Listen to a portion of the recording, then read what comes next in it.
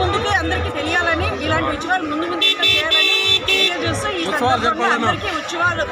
ప్రపంచ ప్రసిద్ధిగాంచిన లేపాక్షి శివనామ స్మరణతో మారుమూలపోతోంది. ఎక్కడ చూసిన భక్తాదుల రథోత్సవ కార్యక్రమంలో ఆ పరమశివుని చూసి పరమానందంతో నమశివాయ అని వెళ్తున్నారు.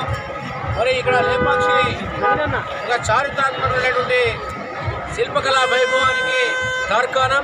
మా ప్రియతమ శాసనసభ్యులు నందమూరి బాలకృష్ణ గారు లేపాక్షి శివరాత్రి మహోత్సవాల సందర్భంగా పెద్ద ఎత్తున బ్రహ్మాండమైన ఏర్పాట్లు చేశారు.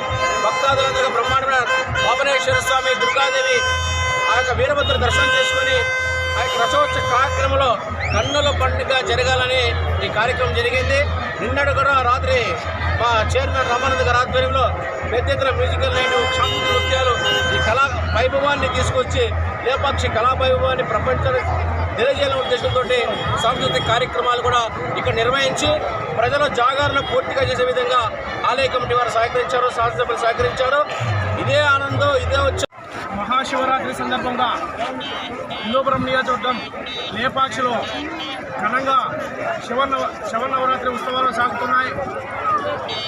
నందమూరి బాలయ్య గారి సహకారంతో ఈరోజు లేపాక్షిలో బ్రహ్మాండంగా ఉత్సవాలు కొనసాగుతున్నాయి.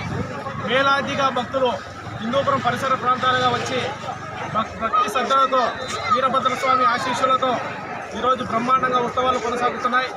ఇలాగే రాబోయే కాలంలో కూడా